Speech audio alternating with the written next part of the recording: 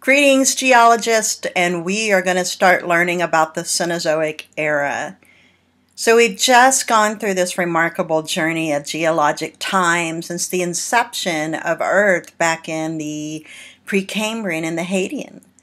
We've walked all the way through the Precambrian, then we saw the rapid diversification of life forms and the Paleozoic, ending with some remarkable reptiles that dominated towards the end of the Mesozoic era. And all that time, we've seen two supercontinents come together and pull apart, or at least come together.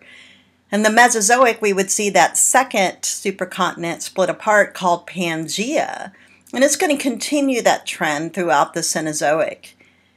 During the Mesozoic, we saw the evolution of mammals, and the first birds appear, the first dinosaurs, of which we call non-avian dinosaurs.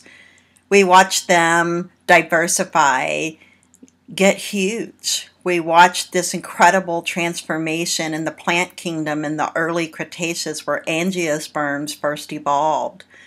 So that brings us to the mass extinction of the end of the Cretaceous period, where we lost 100% of non-avian dinosaurs, most of your marine reptiles minus the sea turtles, and then we would have this brand new open set of niches for mammals to thrive.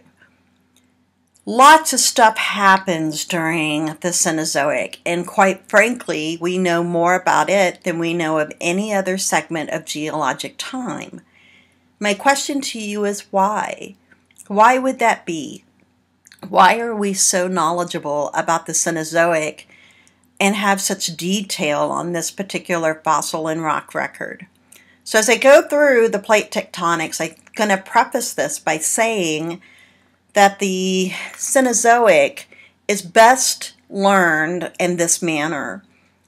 I think learning about the plate tectonics for the entire Cenozoic works better than trying to merge the first half of, or most of the Cenozoic, meaning the Paleogene and Neogene, and then do life forms directly after each one of those segments. And the reason is this: the life forms skip around, and it's kind of confusing if you don't have some continuity of a story to go by. I think understanding the plate tectonics first gives me a way to link back to that and make it simpler and more easy to connect the dots of how life forms radiated and diversified during the Cenozoic. So I think I'd want to focus on that word diversification for a minute and correlate that to our evolution lessons that we had at the beginning of the semester. And they both begin with the same prefix of di, which is to divide. So divergent evolution is going to be going on in a huge way during the Cenozoic, but I might also add parallel and convergent evolution are displayed regularly in mammalian evolution. So let's get busy talking about the plate tectonics of this time frame, and we're going to start with the Paleogene and Neogene. So by the way, you're looking at Mount Rainier. On my sabbatical, this was one of the most magnificent places I went, and I was so impressed by the stature of this mountain and the climate change that occurred from base to top in ecosystem, and evidence of lahars, mud flows, and evidence of volcanism, not just in the past, but evidence that it's happened fairly recently. So as I go through the story, I might tell you Mount Rainier is actually still active. The Cascadia Range is, but it really becomes a big deal during the Paleogene and Neogene. So let's answer that question I asked you a little bit ago about why do we have so much Cenozoic rock record? Why is it so easy for us to understand the sequence of events that occurred? And it's kind of a dull moment, and you probably nailed it right on the head. This is a brilliant class. So let's just discuss it for a minute. While it may seem obvious, understand that it's not necessarily applicable everywhere you go. First and foremost, Cenozoic rocks are obviously towards the top. The law of superposition applies. There can always be a rare circumstance where older rock is shoved on newer rock, but that's very rarely the case in Cenozoic, and here's why. Most Cenozoic rocks have not undergone a huge amount of deformation because there's just not been enough geologic time to create it. There could be some exceptions where there's active subduction zones or even rift zones going on, and I might even add transform plate boundaries at this time. But nevertheless, these rocks are easy to get to. They make the top portion of the crust, so they're accessible. So accessibility is requirement number one. Number two is so many Cenozoic rocks are full of fossils. Not that other periods are not, but the reason that they are is they've not had that much time to be damaged, to be metamorphosed, to be lost. So we have a good sequential rock record of organisms. Now, obviously, we're going to have fewer vertebrate fossils than we are non-vertebrate. If you were doing your textbook reading for the Cenozoic life forms, then you finally got the answer about why we would expect to see so many less predators than we would any other types of animals, and by percentage. It's a very, very small percentage of around 5% of the overall population. And so we don't get vertebrate fossils as often, and the reason is they are scavenged for meat by other organisms. They are easily broken and destroyed and transported. So unless they're buried intentionally or quickly by nature, or by, in our case, by humans, they don't stand a high probability of being preserved. So I know it's kind of far-fetched, but just to kind of make a fun story, let's say in 5 million years, there are no more humans on the planet. And aliens come to Earth or some life form and they start digging up stuff on Earth. Or there's a new, more advanced life form than humans, and they start finding all these boxes with skeletons in them. They're going to think that's the strangest thing, because they're going to see and wonder, what's up with this? I mean, none other animals are like this unless they start finding a pet grave. So it's just, you have to think about the fact that we just don't have a good way to preserve bones like we do invertebrates, especially because they get buried pretty quick, especially in aquatic and marine environments. Understand that third requirement of not being altered is a pretty big deal, because we've had some pretty important big events occur plate tectonics wise that could certainly deform rocks. So I'm not saying that all Cenozoic rocks are without deformation, because they are. Some are very much that way. And I can think to the Yellowstone megacolossal eruptions that occurred over the last 2 million years. That's a good example. But really, truthfully, most basic sedimentary rocks have been left alone. So they're excellent records for us. If you're wondering where this picture is, that's in the slideshow, this is Obsidian Cliff in Yellowstone, since I just brought that place up. And that represents very recent volcanism. It may surprise you that Yellowstone has been active in terms of volcanism, not just in the form of geothermal energy, but certainly in volcanic activity and lava flows more recently than the big eruptions that you've learned about or heard about in physical. So why is the Cenozoic such an important time? It only represents 1.4% of the entire geologic time scale. So that's just kind of a wimpy amount of time, right?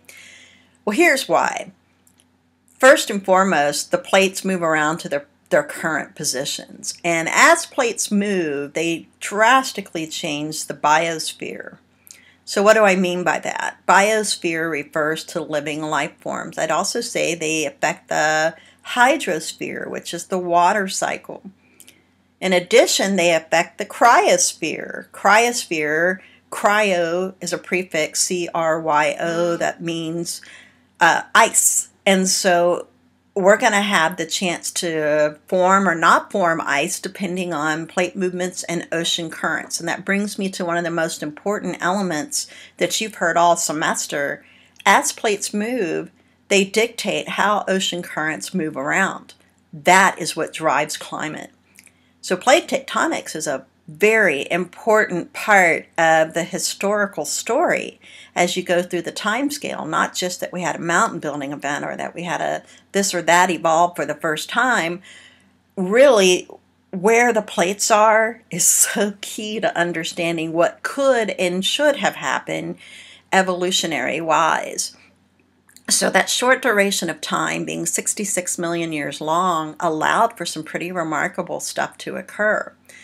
If you recall back to the beginning of the semester when we were learning about some of the geologic history, like at the very beginning of the semester, and we talked about Charles Lyell and his terms that he applied to rocks. He had several terms like primitive, tertiary, secondary, if you remember those terms. Well, the Cenozoic historically has been divided into two periods, and we'll get to those in just a minute, but the word tertiary becomes very important here because that's what a majority of the Cenozoic used to be called. And in many places you'll hear people still refer to the tertiary. I have to find myself regularly trying to change my vocabulary to put the Paleogene and Neogene because I grew up with tertiary. And we'll explain more why I think that's important. I would also say that because of these tertiary quote-unquote rocks, a couple of things to note. Since they're close to the surface and we have a lot of them, we can distinguish what happened geologically and put a better sequence story together because we got more data, we got more proof. This is an unconformity right here in Cody, Wyoming that we saw on my sabbatical. And obviously it's an angular unconformity where you got angled sedimentary beds overlain by flat sedimentary beds. Well, there's a story there. And if we can see those stories and document them, this 1.4% of the time scale becomes one of the most important 1.4% because we have such a good, solid record. So let's get back to the name tertiary and the big dilemma. If you know about the planet, or I shouldn't even call it a planet now, it's a dwarf planet, Pluto. Pluto got demoted, bless its heart. And when it did, it got demoted by the International Commission, the astronomical. If you know anything about Pluto, you know that Pluto got demoted to a dwarf planet. Well, that's kind of poor what happened with little old tertiary period. And it's the same kind of story, the same kind of governing body that does all the planets and naming of planets. We have one for geology, and you've already learned about it, the International Commission on Stratigraphy. So basically, they're the group that ditched the tertiary and renamed it. Now, there were some really good reasons for it. I'm not against it, but let's just talk about where the term tertiary comes from and then some of the challenges that we're going to have by replacing that particular time period name with two new ones. When Charles Lyell described tertiary rocks, he was describing rocks that were found in Paris, specifically Paris Basin. And that's important because that's where the access to the rocks were. He noticed that in many of these outcrops there were a number of fossils of living mollusks. In other words, they could go to the ocean or to lakes and find these mollusks alive today, and yet they're dead and fossilized in rock layers. So that led him to conclude a little bit of information. He said towards the top of these outcrops, there was a higher percentage of these living like clams. But the further down you went towards the bottom of these outcrops, the fewer of the species that we see around today exist. So he concluded that extinctions must have occurred of some of these older bivalves or mollusks, and that they have been replaced with new ones. In other words, evolution happens. Well, he was right about that, and certainly the case about seeing organisms go extinct regularly throughout the rock record. So he coined the term Tertiary for these rocks that he observed in Paris. Now, as he divided Tertiary, there's 3 different groups that he decided to call them by. In other words, 3 segments of the rock layers that he looked at. So when Charles Lyell was studying these rocks in Paris Basin, and he was noticing the differences of layers and how many mollusks were in each layer that were still living today, he actually developed 3 epic names that he would apply to the Tertiary. Now, if you're in Europe, sometimes you hear this term called epoch. In America, as we call them, epic. So let's talk about the 3 that he developed and why he called them what he did. He coined the term Pliocene, and Pliocene refers to this. He recognized that about 90% of the fossil mollusks that he saw in those rock layers were still living today. So when we get to what the names mean in just a minute of each of the epochs, you'll understand where this is coming from. He also coined the term Miocene. Miocene refers to 18%. Well, if you have learned your time scale for the Cenozoic now, you know that Miocene is directly before Pliocene. So there's a pretty big change there, right? And you're only looking at a few million years of difference here.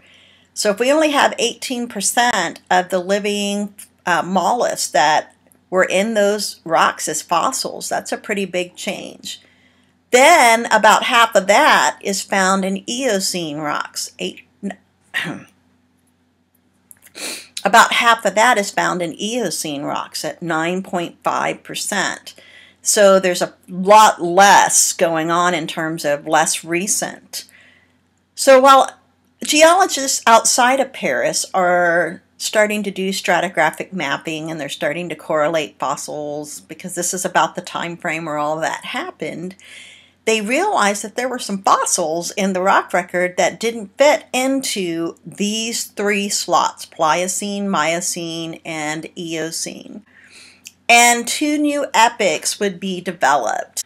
So as geologists were studying other rock layers outside of Paris, and they're seeing different fossils that don't fit into the categories of the 3 epochs that Charles Lyell had described, they decided that 2 new epochs needed to be added to the radar screen, Oligocene and then Paleocene.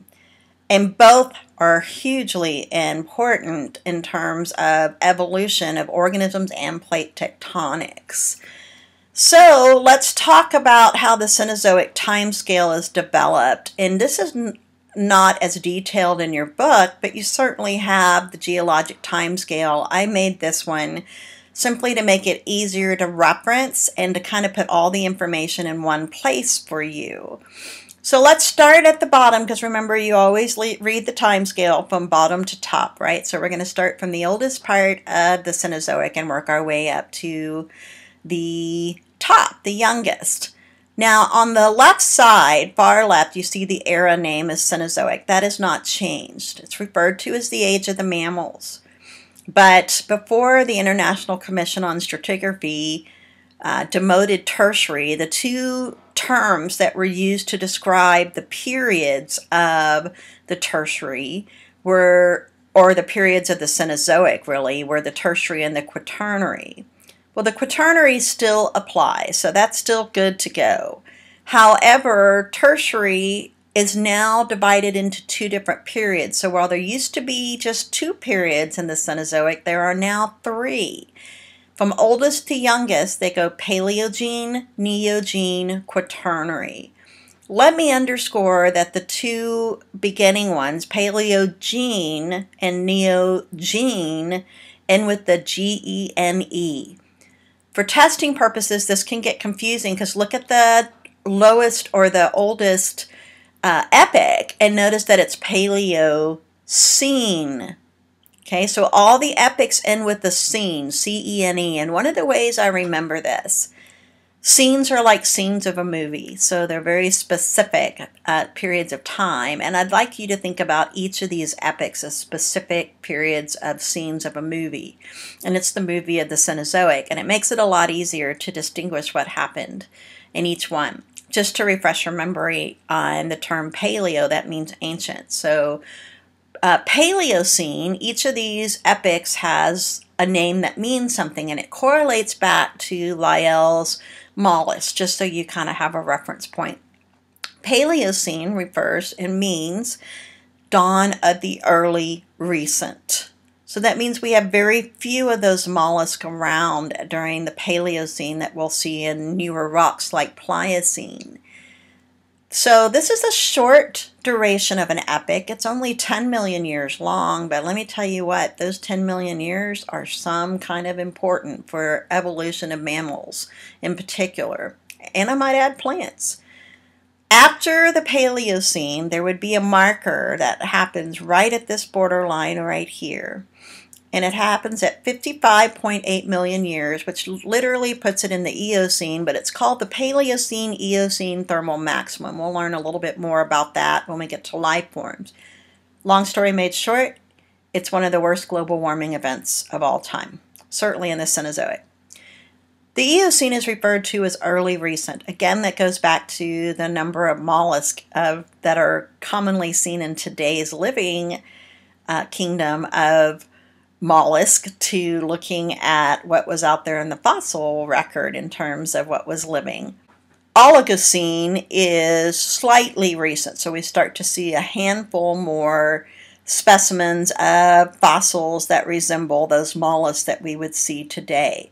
Now, this particular epoch is only 11 million years long. But let me tell you what, this was in a very critical time in the Cenozoic for a number of reasons. But plate tectonics, some big shifts occur there, climate shifts occur, evolution of starting of grasses and animals that are going to feed that become very widespread. So that's considered a really important time frame. Let me go back to Eocene and also tell you it's the longest epoch on record for the Cenozoic, just so you remember that. So those three epochs, Paleocene, Eocene, Oligocene, represent the Paleogene period. Moving on to the Neogene period, there's only two epochs from oldest to youngest. They are Miocene and Pliocene. Miocene means less recent. So remember, this is one of those that Charles Lyell had put into place, and that means less recent, didn't have as high a percentage. Recall it was like only 18%, right, of modern day mollusks. But Pliocene had 90%. So that's called more new.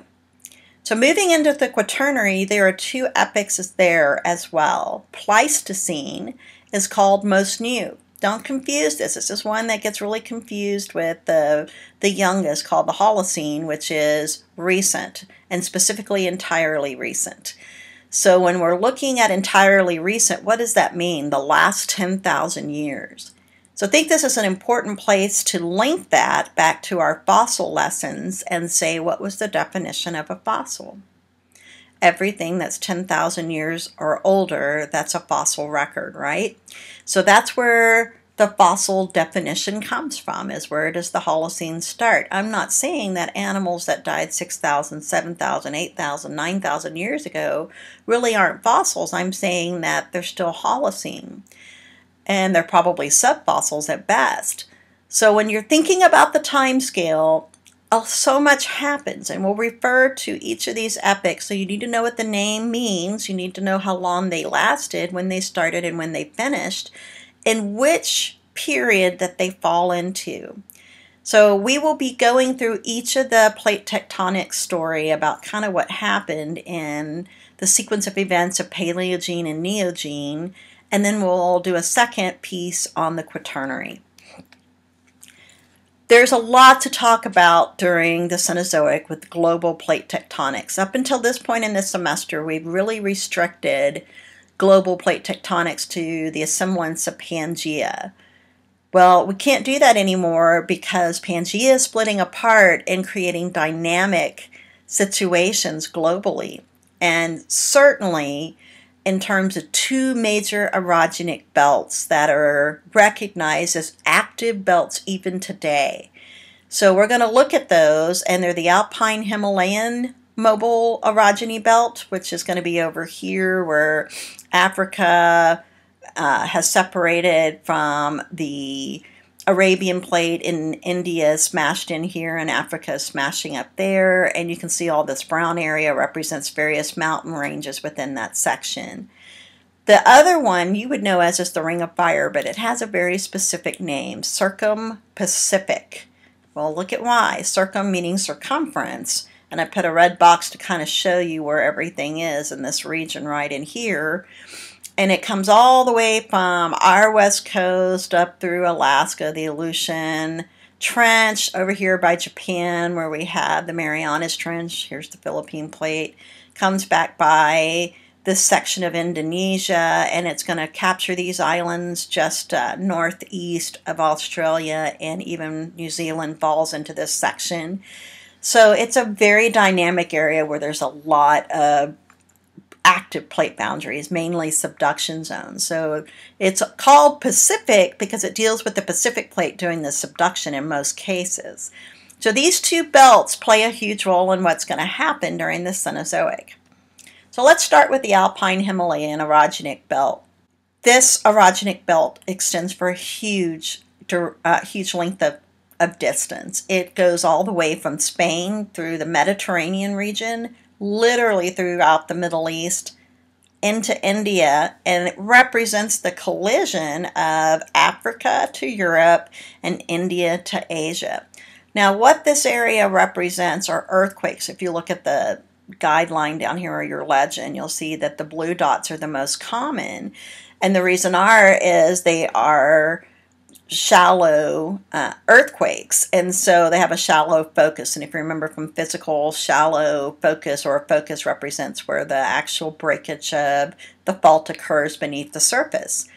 So this is important for a number of reasons, because while we don't see a bunch of active volcanism there, and we'll talk about that more in just a little bit, we do see lots of active seismic activity. So you go to one of these places, there's a chance for some serious types of earthquakes to occur, mass wasting, landslides, and so forth. And you've seen some of that in recent news events that occurred in the last few years, even in the Himalayas with Mount Everest, for example.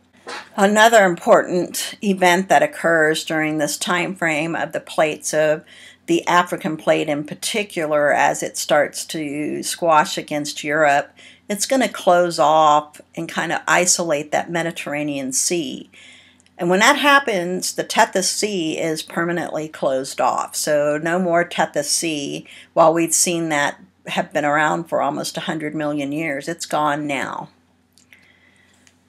Let's look at a couple of the mountains that are famous orogenies from the Alpine-Himalayan orogenic belt. And we'll start with the Alps. This is a famous set of mountains, and it's on my to-do list. I know my parents went to the Swiss Alps, and it was one of their favorite trips they ever made.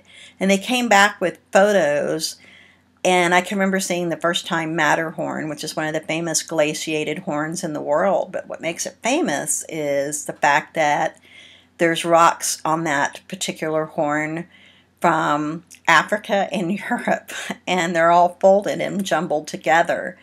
So let's talk about this. This is going to happen in southern Europe into Greece and Turkey because Africa squashes up against Europe. And when this happened, it started in the Mesozoic. And like I said, we really focused on North American orogenies during all of our course until now, except for the comprehensive Pangea arrangement. But the Cenozoic mountain building in this area continues to occur in the present tense. What happened was, as these two continental plates squashed together, substantial folding, like you see in this block diagram right here, happened to these sedimentary rocks and produced a significant amount of extreme overturn folds, like recumbent folds. And so these complex thrust faults created rocks to shove on top of each other at a low angle, just like you would see right in here, and we get a mishmash of those two continental sets of rocks. and thrusted a whole bunch of sedimentary stuff towards the tops of these mountain ranges. These are very large mountains and they're beautiful. And so the Swiss Alps are very famous because they're fairly new in geologic time. Even though they started in the Mesozoic, understand that plates are still moving, so they're still really active. The Himalayas are a great story for this orogenic belt, and it's referred to as the Himalayan orogeny. Here's kind of the synopsis of what happened. In the early Cretaceous, if you remember, Gondwanaland started to really break up, and at this point India finally tore off and started moving northward towards the equatorial regions of the northern hemisphere, but it wouldn't get there until the Cenozoic. As it did, it was consumed, the ocean plate that it sat on, at a subduction zone, leaving this continental mass to squash against Asia. Well, here's what happened. Really, part of it kind of sank a little bit below the Asian continent, not in a true subduction manner, but enough to cause really thick sections of craton to uplift. So whenever you get two continents that squash together, you'll get some of a plate that starts to move under the other, but not in the sense of true subduction. And what will end up happening is you get crustal thickening. And that's certainly what happened here. So these are the largest current mountains we have in the world. And when this occurred, remember, we're sitting at an ocean plate that had been subducting, and that's being consumed at this subduction zone as India is starting to squash against Asia. So granite plutons were created. Well, those are the cores of the places like Mount Everest throughout the Himalayas. Now, these volcanoes that were formed on this island arc as the ocean plate started to subduct under Asia got consumed and squashed up and collided, and all of that mishmash is what makes up the tops of the Himalayas. And I'm important to note right now that at the very top of Mount Everest, there are fossils that are found that are seabed fossils. Fossils that would be things like Echinodermata, like crinoids, mollusk. And the hikers who'd gone to the top of these mountains were mesmerized by the fact that at the very top of the world, the ceiling of the world, we have ocean fossils at the top of these largest mountains. How did they get there? And so when you look at this panoramic view from the space station of the Himalayas, you begin to get how significant this collision is. Now, what you need to know is that it's still colliding. So what happened? It was moving at a very high rate of 15 to 20 centimeters a year. There's only a couple of plates on the planet today that are moving anywhere close to that. And it abruptly stopped moving at a fast pace right around 40 to 50 million years ago. Like it almost put on the emergency brakes and came to a halt. There's quite a bit of controversy as what could have caused such a weird thing to occur. But nevertheless, we do know the plate movement slowed down to around 5 centimeters a year, which is a lot more in tune with what we see plates moving today. Since India's crust isn't that dense, remember, it's continental, but it was on an oceanic piece of crust. It was not dense enough to subduct itself, so it underthrust, just what I was describing a minute ago, under Asia. And these huge mountains, known as the Himalayas, would uplift, and they're still uplifting at about 5 centimeters a year. So about how fast your fingernails grow in a year. So when you really think about that, that's in spite of erosion and gravity. That's pretty impressive collision. In other words, the plate is still smashing, and there is evidence of that by the constant amount of seismic activity we see. Now, it's a no volcano zone. It would be horrible if we had a volcano that could actually form and work its way, magma, through that thick crustal material, because it would be highly felsic. But truthfully, the Indian plate doesn't underthrust enough to get partially melted to produce magma chambers. So that's why we don't have a volcano there. So let's move on into the Circum-Pacific Orogenic Belt. This consists of mountain building that is in areas along the eastern margins of Asia, the western side of our Americas, meaning South America, Central America, and North America, certainly islands north of Australia, and even New Zealand. I've been to Australia and New Zealand and can tell you New Zealand is definitely part of the Ring of Fire. But understand that this Ring of Fire, because of the volcanoes, really should also be called the Ring of Shaking because of all the seismic activities from subduction that occurs there. So I can think of a couple of places that I would put my bet on for having some kind of very catastrophic earthquake. I would put Alaska as my #1 bet.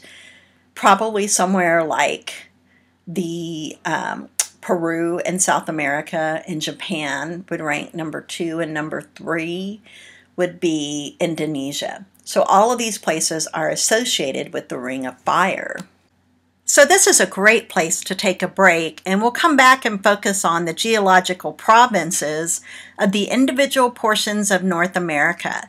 So I'll see you back in a little bit for the second half. Bye.